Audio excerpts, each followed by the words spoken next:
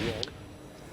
We're going to take you live to the Finance Minister, Matthias Cormann. To all of our budget measures, and we will continue to progress all of our budget measures through the Senate. What we are doing this week in relation to the social services budget measures is deal with the issues that it has become apparent that there is agreement on. Labor and the Greens have come to the government and have suggested to us that there are several measures in our social services related budget measures that they support. So what the government has said, well, let's get on with the things that we agree on and let's deal with the matters that require further discussion through a separate process and separate legislation down the track.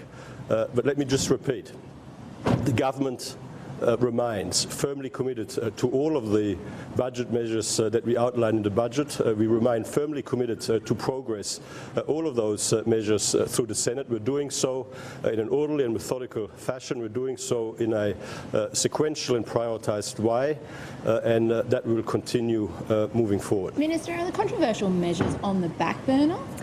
Nothing is on the back burner. I mean, the Senate has been very productive since Labor and the Greens lost control of the Senate on 1 July. In the first fortnight, we were able to repeal the carbon tax as promised. In the second fortnight, we were able to repeal the mining tax as promised. We were able to deal with a whole series of budget measures already. As you know, most of the budget has already been passed by the Parliament.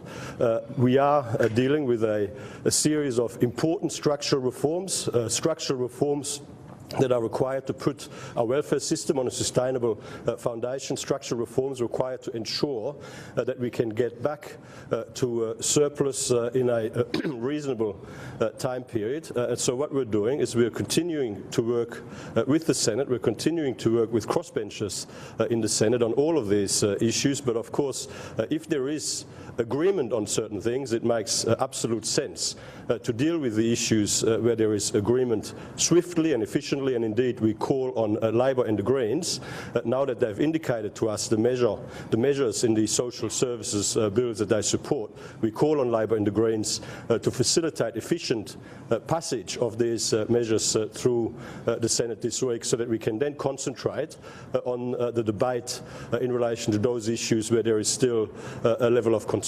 So how many billions will you be setting aside, and does that mean that all ministers need to be on notice that you'll be delving back into their portfolios to look for other savings? Well, all ministers and indeed the government as a whole remains committed to repairing the budget mess that we've inherited from the Labor Party. We inherited a budget in very bad shape, $123 billion in projected deficits, government debt heading for $667 billion. We're paying more than $1 billion a month right now on interest just to service the debt that Labor has accumulated. So of course all ministers and the government as a whole remains focused on the important task of repairing the budget. But let me just repeat again, we remain committed to all of the budget measures that were part of the budget in May. We've made significant progress since May in implementing quite a number of them.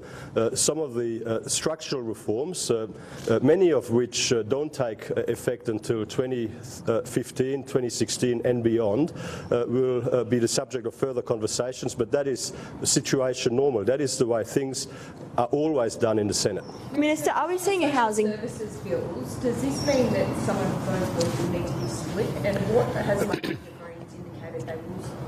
Well, Labor and the Greens have given indications to the government about those savings measures in those social services bills they support.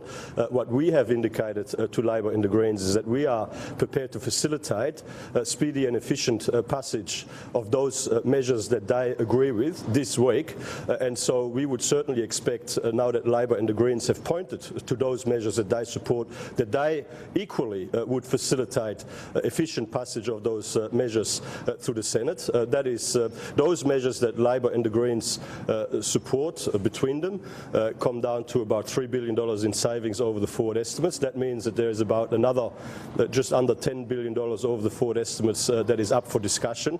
Our our focus and determination is to get those issues where there is agreement either with Labor or the Greens dealt with by the Senate this week, so that we can then move on to a discussion about the remaining $9 to $10 billion in savings in the social services portfolio as part of separate legislation. Minister, Clive Palmer put a line through the changes of the Senator Day's proposed reduction of that waiting period for Newstart. Given that he's now ruled that out, is that waiting period, indeed that change, now gone? What I've learned with Mr. Palmer is that never give up, always keep talking, and Clive Palmer is always prepared to listen to a sensible and constructive argument, and I'm hopeful that for Mr. Palmer and the Palmer United Party might be their opening bargaining position, and that we'll continue talking on some of these important structural reforms for Australia into the future. Minister, there's news of a case of Ebola in the US. Do you expect that Australia will have to contribute more financially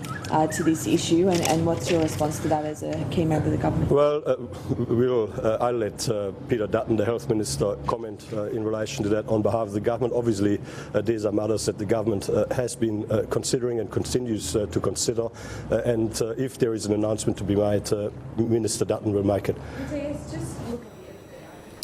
And we break into that to take you live to Atlanta, Georgia, where health officials are addressing the media on that first Ebola case confirmed in the United States.